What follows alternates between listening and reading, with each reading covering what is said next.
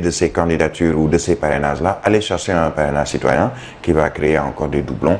Et c'est aux partis politiques, aux candidats à la candidature, de travailler sérieusement sur les fiches de parrainage et surtout sur le fichier qui leur a été remis sous format clé USB. Nous poursuivons toujours donc à la une des parutions de ce matin, de mercredi, avec le journal Walf Quotidien qui nous parle des prix de l'essence. Ce qui nous prend au nez, nous a parlé le journal ce matin, l'État rabote les subventions de 550 à 215 milliards de francs CFA. Justement donc, rencontre électrique entre Sénélec et consommateurs, bien sûr, puisque la Sénélec a donc rencontré hier les associations de consommateurs. Le journal Sud Quotidien en a parlé ce matin avec donc cette rencontre électrique, bien sûr, donc entre les agents de la Sénélec ou bien l'administration en quelque sorte donc de la Sénélec, la Société nationale donc de l'électricité au Sénégal, surtout en ce moment où justement donc vous le savez tous, la hausse électrique donc est notée en ce qui concerne justement donc les factures d'électricité. C'est pourquoi le journal en a parlé ce matin. Sénélec arrondit les angles sur la récrimination autour donc de la hausse des prix de l'électricité. C'est toujours le débat au Sénégal, Birahim. Oui, c'est le débat et finalement, moi ce que j'aurais constaté, c'est que c'est plus la commission de régulation du secteur de l'électricité qui refile la patate chaude à la Sénélec. On a vu le directeur général de la Sénélec s'expliquer. Certains vont dire qu'il convainc, d'autres qu'il n'a pas convaincu, mais l'essentiel c'est qu'il a été responsable en disant la vérité et toute la vérité autour de cette augmentation du prix de l'électricité constatée, mais sauf que la commission de régulation du secteur de l'électricité aujourd'hui a pour rôle surtout de rassurer aussi les Sénégalais, puisque la Sénélec est juste ce qu'on pourrait appeler une entreprise qui fait des prestations pour des clients. Les clients, ce sont les Sénégalais. Le nombre, je ne l'ai pas, mais en tout cas, il y a quelques millions de Sénégalais qui sont abonnés, donc clients de la Sénélec. Et sur les clients de la Sénélec, ce qu'on constate, c'est que ce qu'on nous a dit, c'est moins de 50% qui sont peut-être touchés par cette augmentation du prix de l'électricité. Mais ce qui est sûr, c'est que le Sénégalais lambda ressent une augmentation dans sa facture, mais ressent aussi une augmentation par rapport à ce Woyofal qui est utilisé et le système qui est utilisé où on avait 5 000 francs pour avoir un certain nombre de kilowattheures et ensuite pour le même montant on se retrouve avec moins de kilowattheures, ou en tout cas on a l'impression que l'électricité part très rapidement ou est consommée un peu trop rapidement. Il y a une augmentation qu'il y a eu entre décembre et janvier 2023, donc décembre 2022, janvier 2023. Et c'est cette augmentation qui s'est répercutée aujourd'hui sur ces factures d'électricité pour certains Sénégalais. Pas tous, mais certains. Maintenant, il faudrait que la commission de régulation du secteur de l'électricité puisse dire aux Sénégalais, mais écoutez, ce n'est pas la Sénélec, c'est moi. La Sénélec ne peut pas augmenter les prix de l'électricité puisque n'ayant pas cette prérogative.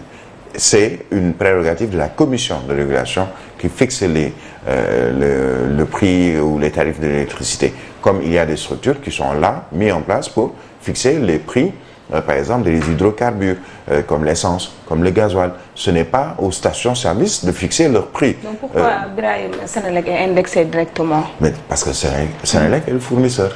D'accord. Moi, j'ai une augmentation de ma facture où j'ai moins, peut-être par rapport au kilowattheure que je consommais sur mon Woyofal, mais je n'ai pas indexé le président de la République ou je ne sais pas le directeur d'une autre société. Celui qui me fournit cette électricité, c'est la Sénélec. Donc si je dois indexer, je vais indexer la Sénélec. Mais je voudrais quand même aussi qu'on sache raison garder. On ne va pas tirer, moi je ne vais pas le faire tirer directement sur Pape Demba Bitèye pour dire que non, vous êtes à l'origine, vous êtes à l'origine. Attention, c'est peut-être ne pas dire la réalité aux Sénégalais. Ce n'est pas lui qui est à l'origine. Je ne le défends pas, mais je consulte et je regarde un peu ce qui se passe et ce qui doit se passer. Et ce qui doit se passer, ce n'est pas à Pape Demba Bitèye, directeur général de la Sénélec, de dire à ces gens, mais écoutez, allez-y, augmentez les prix de l'électricité. Ce n'est pas son rôle. Tout ce qu'il peut faire, c'est peut-être, comme il le fait depuis un certain temps, discuter avec les associations de consommateurs, avec les organisations qui se sont formées pour dire non à une augmentation des prix de l'électricité. Mais surtout, c'est à la Commission de dire aux Sénégalais la vérité sur ces prix. Est-ce qu'il y a eu augmentation certes, entre décembre 2022 et janvier 2023, quelles sont les conséquences de cette augmentation? Pourquoi avoir attendu ce moment précis pour que les Sénégalais puissent ressentir cette augmentation? Qu'est-ce qui aujourd'hui est à l'origine? Et au-delà de l'électricité, mais il y a d'autres secteurs aujourd'hui qui ont subi des augmentations que les Sénégalais subissent tous les jours, mais sans pour autant trouver une réponse à ces augmentations.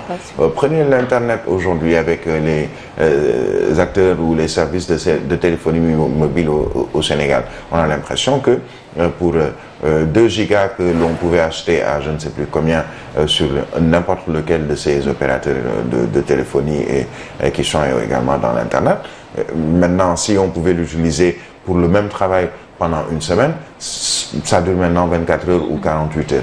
Qu'est-ce qui est à l'origine? Est-ce qu'on a une explication? Pas encore. Et il faudrait, pour ceci, je pense, qu'il y ait une possibilité pour les associations de consommateurs de porter le combat pour les Sénégalais, puisque aujourd'hui, plusieurs Sénégalais sont dans la même situation que certains que je connais, par exemple, qui souffrent de cette augmentation du prix de l'électricité ou de la baisse, en tout cas, du kilowattheure, par exemple, pour ce qui concerne les compteurs Wi-Fi. Mais qu'on nous explique au moins et qu'on arrête peut-être de tirer sur une personne ou sur 2 personnes, puisque ce n'est pas des Babité qui augmente les prix de l'électricité. Bien sûr, il faut donc des explications aux citoyens sénégalais, aux consommateurs, bien sûr, face à cette hausse électrique et bien sûr, dirait-on, de l'électricité au Sénégal. Le journal Le Quotidien qu'on va poursuivre donc avant de parler toute autre chose, cette fois-ci avec le journal Sud Quotidien, ou bien le quotidien de Madiambal Diagne, qui parle justement des bagages, dirait-on, des objets de l'ancien, l'ex-président, premier président de l'État du Sénégal, bien sûr,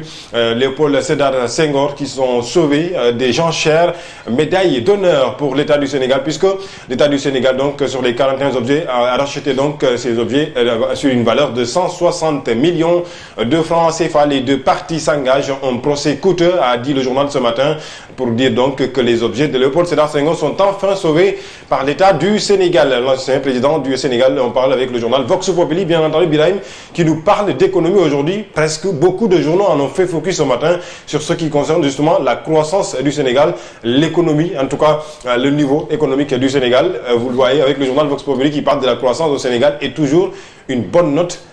On dirait que le Fonds monétaire international a fait une étude pour le Sénégal. Oui, alors, plusieurs quotidiens en parlent.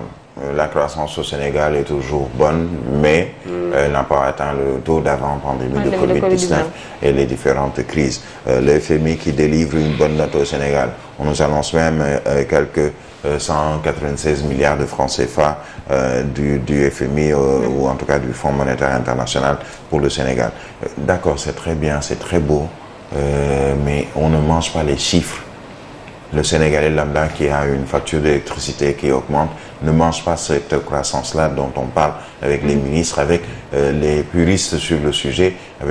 Nous sommes en tant que profanes, ce que l'on constate, c'est d'abord dans le panier de la ménagère.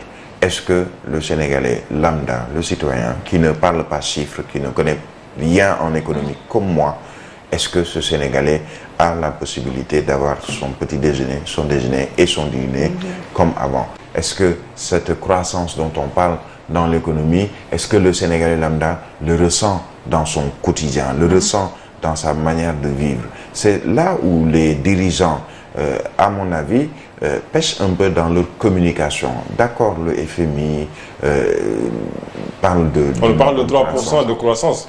D'accord, d'accord. C'est bien, cette croissance, mais la croissance, les chiffres, mais on ne les mange pas.